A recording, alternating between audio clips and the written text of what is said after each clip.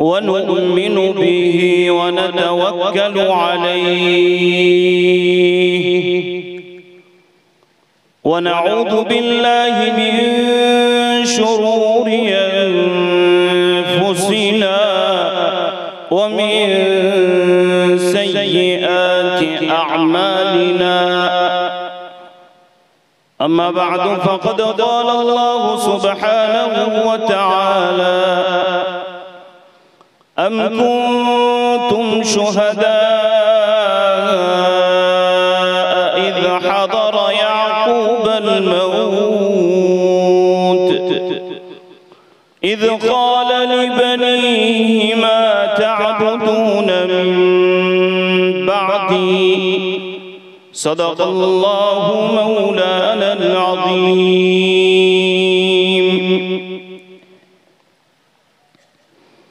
क्या शान है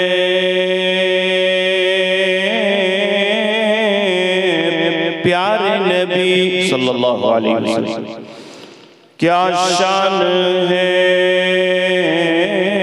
प्यारे नबी हक़ ने अता की सरवरी मेराज से दी बरतरी मेराज से दी बरतरी बलगल उला बिकमालिही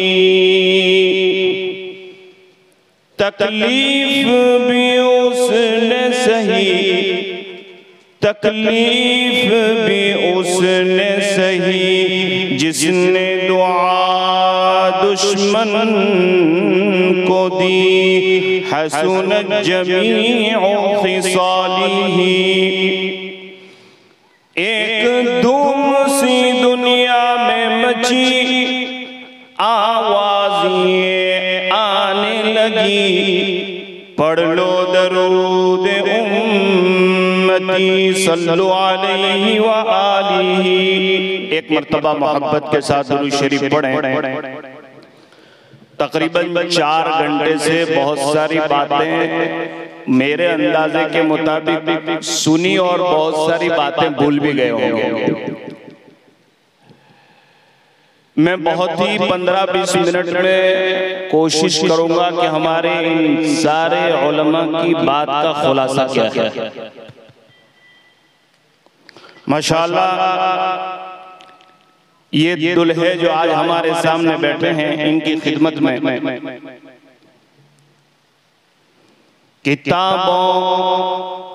किताबों में जो सबसे अफजल है, तवज्जो फरमाएं, किताबों में जो सबसे अफजल है उसे कुरान कहते हैं। किताबों में जो सबसे अफजल है उसे कुरान कहते हैं। उसे जिसने उतारा है इन्हें रहमान कहते हैं।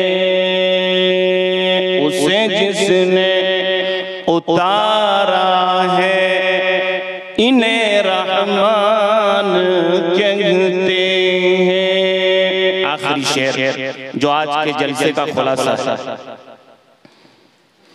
बसाए जिसने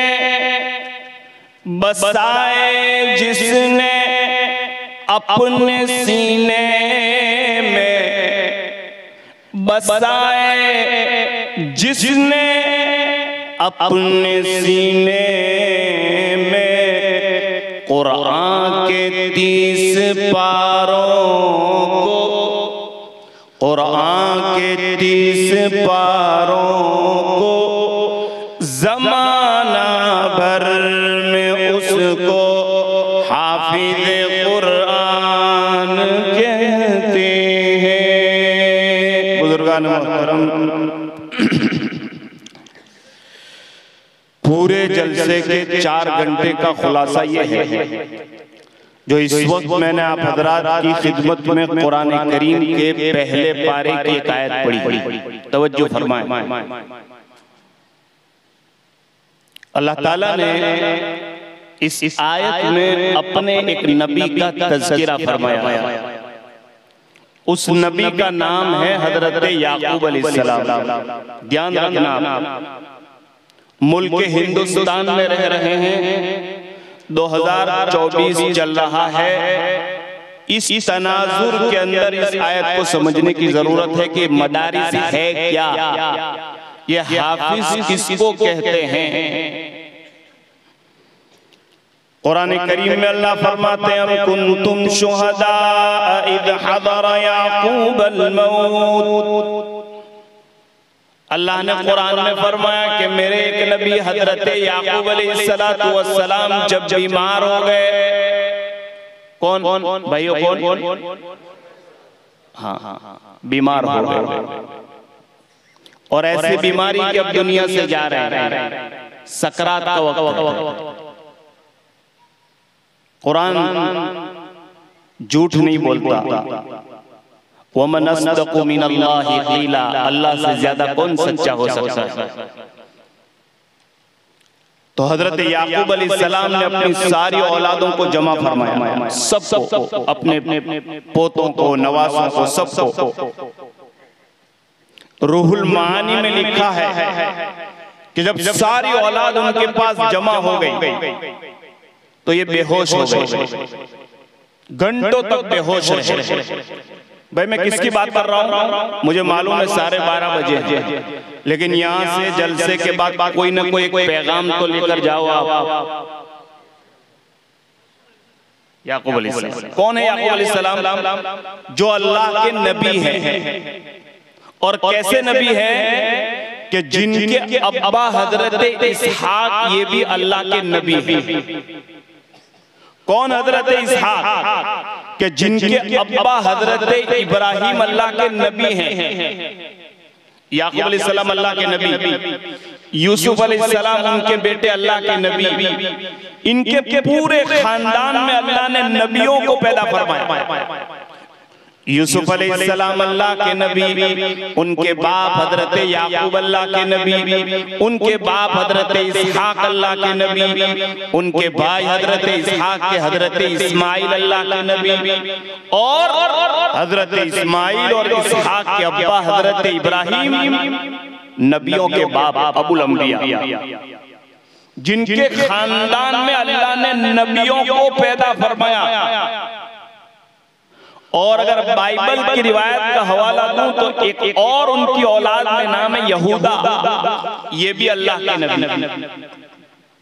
इतना जलीलुल कद्र, इतना बड़ा इंसान दुनिया से जा रहा है।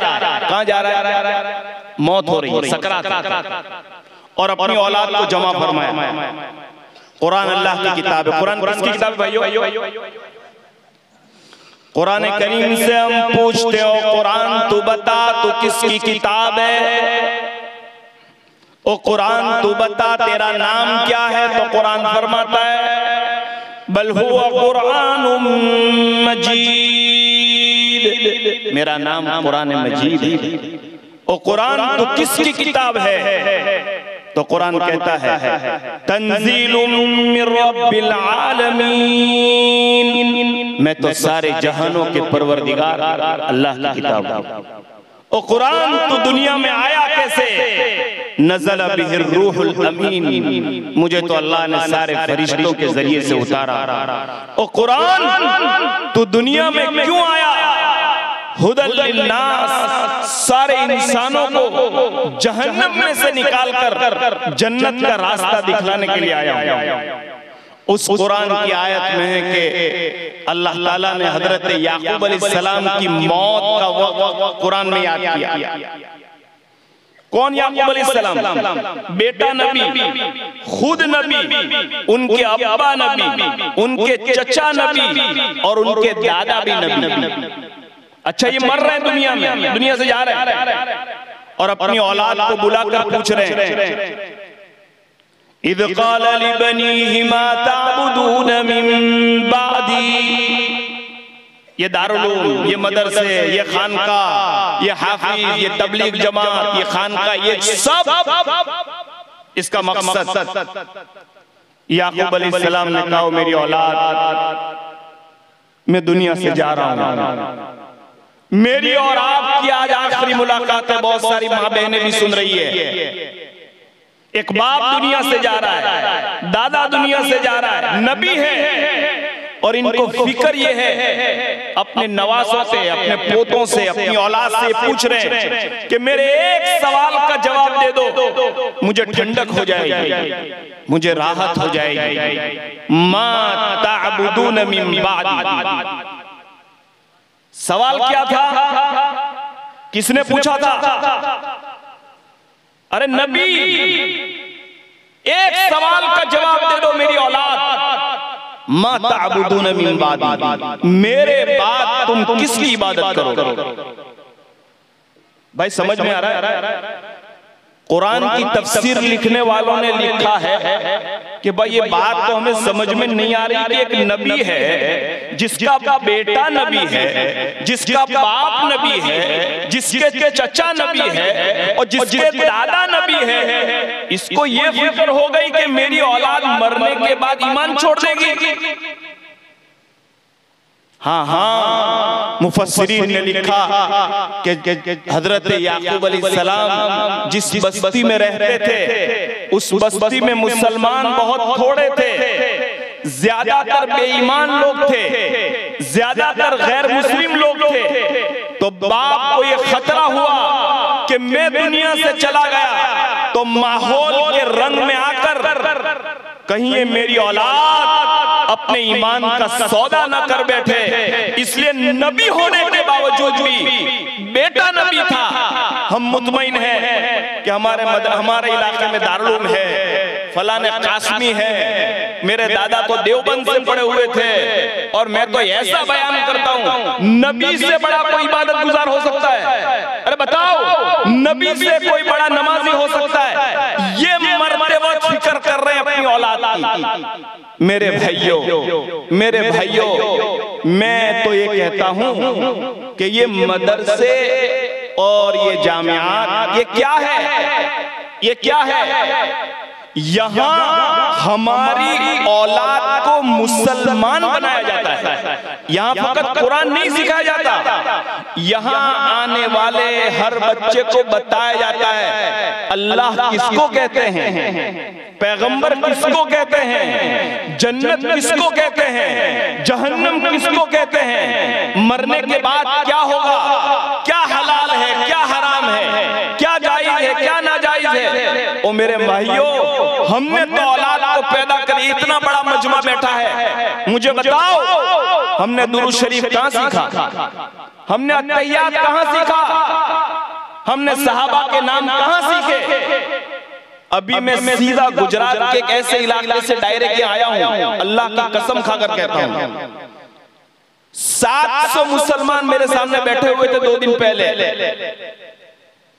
बयान के बाद एक भाई ने मुझे यूं कहा कि कारी साहब, जिस बस्ती में आपने बयान किया उसमें 700 मुसलमानों का कहना यह है कि मौलाना ने पहली मरतबा मसला बताया कि गुस्ल के अंदर नाक में पानी डालना फर्ज है। हमको तो ऐसा कोई खबर नहीं थी भाई, जहां हजारों दारुल में है। तो मैं आपको बताना, याकूब अलैहिस्सलाम का वाकया याद रखना, एक नबी को मरते वक्त ये फिक्र थी कि मेरे बाद मेरी औलाद का ईमान छीन न जाए, इसलिए कि मिस्र का इलाका जहां मुसलमान बहुत थोड़े थे, गैर मुस्लिम ज्यादा थे। धीरे धीरे फिर होता क्या है, जब फिक्र करने वाले लोग चले जाते हैं, नहीं देखते, मस्जिद में से दीनदारी का माहौल खत्म होता है। मेरे भाइयों, और रहने दीजिए, ताजदार बतहा सरकारे दो जहां मोहम्मद रसूलुल्लाह सल्लल्लाहु अलैहि वसल्लम ने इरशाद फरमाया, युस्बिहु रजुलु मुमिनन व युमसी काफिरा। ओ लोगों, मुझे मेरी उम्मत की गरीबी का डर नहीं है, मुझे मेरी उम्मत गरीब रहेगी, उसके पास मकान नहीं होगा, खाने की रोटी नहीं होगी, मुझे उसकी फिक्र नहीं है। मेरे और आपके आका मोहम्मद रसूलुल्लाह सल्लल्लाहु अलैहि वसल्लम ने कहा, मुझे तो फिक्र ये है कि मेरी उम्मत पर एक जमाना ऐसा है, हदीस में है कि नहीं, हदीस में है कि नहीं, मेरी उम्मत पर, मेरे भाइयों, कयामत के आखिरी दौर में जी रहे हैं 2024 में, और बड़ी सोची समझी स्कीम और प्लानिंग के तहत हमारे ईमान को छीनने की कोशिश की जा रही है। मेरे भाइयों, जिस ईमान को बचाने के लिए और जिस कुरान को बचाने के लिए और मुसलमान की टोपी को बचाने के लिए और मुसलमान की औरत की पर्दे की हिफाजत के लिए हिंदुस्तान के कोने कोने में मुसलमानों ने जंग आजादी में अपने खून का नजराना पेश किया है। कहीं ऐसा न हो, मेरे आका मोहम्मद रसूलुल्लाह सल्लल्लाहु अलैहि वसल्लम ने फरमाया, लोगो मुझे मेरी उम्मत की गरीबी का डर नहीं है, मुझे डर इस बात का है कि कयामत से पहले मेरी उम्मत पर एक जमाना ऐसा आएगा, सुन रहे, समझ तो रहे मेरी बात को, मेरी उम्मत पर जमाना एक ऐसा आएगा कि सुबह में इंसान मुसलमान होगा और शाम होते होते वो काफिर बन जाएगा। ये हदीस में है मौलाना। सहाबा ने फरमाया कि अल्लाह के रसूल ये कैसे होगा? तो आपने फरमाया, अगर वीडियो अच्छी लगी तो लाइक करें और तमाम दोस्तों को शेयर करें।